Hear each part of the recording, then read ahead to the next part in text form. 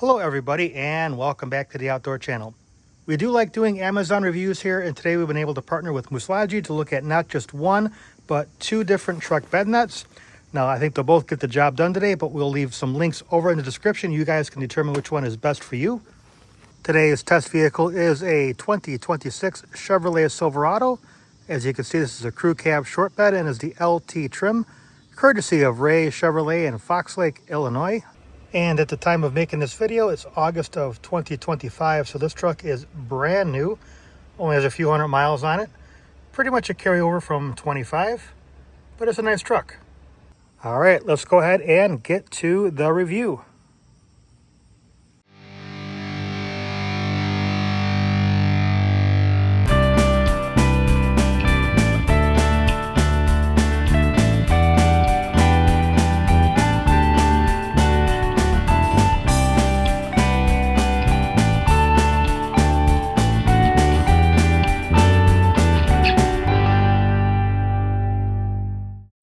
All right, let's go ahead and dive into this. As you can see, we've got a nice zippered bag here. And what I like about the bag is that when you're done with them, you can take them and stick them under your seat or in some kind of compartment and keep them out of the way.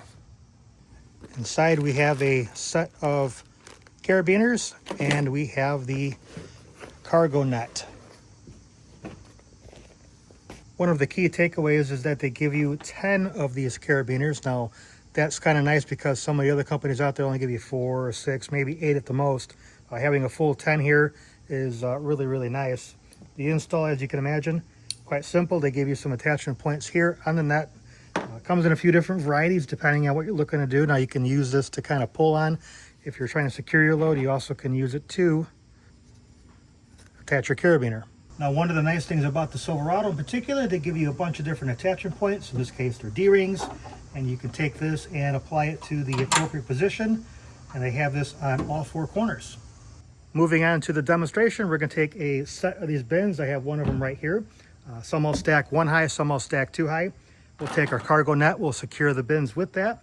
What's going to be kind of neat about this particular test is the bins will be empty. This is an unfinished bed here, so these can kind of slide somewhat easily. The truck's pretty bone stock, so there's not a whole lot going on here. There's no tonneau cover, there's no bed liner, none of that, and we'll see how these nets do. Once we do that particular net, we'll come back and we'll try it with the other one. All right, as you can see, we've got our bins in here, we've got our cargo net, we've got our carabiner, and we're just going to go ahead and secure that last corner down, just like that. Just a couple things to keep in mind, no matter what you use. If you use this cargo net or something different, you have to secure your load. In this case, you may need to move the position of your tie downs. So you can see the one there in the back, I'm using the top position.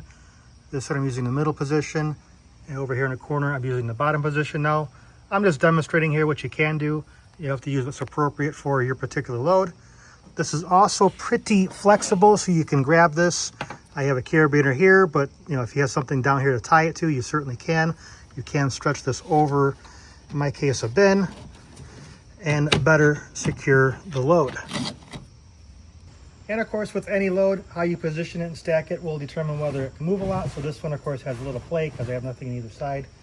But if I move over here, this actually moves quite a bit less. The net's doing a pretty good job of keeping everything secure. Now, you may need to put additional bungees or tie downs on there depending on what you're carrying. That's somewhat expected, but again, a nice alternative to not having a tonneau cover, or maybe the load's a little higher than the top of the bed. This actually works pretty well. All right, let's go ahead and move on to the other bed net here. You can see this one's supposed to be a little bit more robust than the one we have on currently. So let's go ahead and open this one up. Again, you have a nice zipper pouch here. Another set of carabiners. Right away, I can tell a small difference between the two carabiners. The one here on the right is the first bed net we were looking at. This is the one we just opened. This one's a little bit bigger and it's maybe just a touch heavier.